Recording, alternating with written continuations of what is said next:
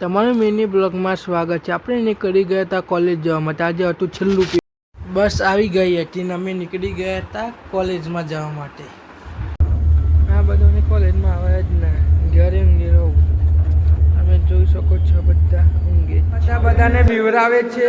જો આજે કોઈ નવું આવે ને બધાને બીવરાવે છે।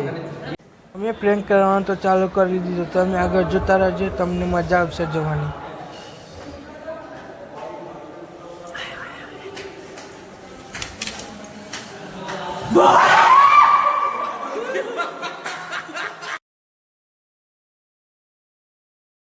મેં આ બીજો પ્રેન્ક ચાલુ કરી દીધો હતો, તમે આગળ જોતા રહેજો।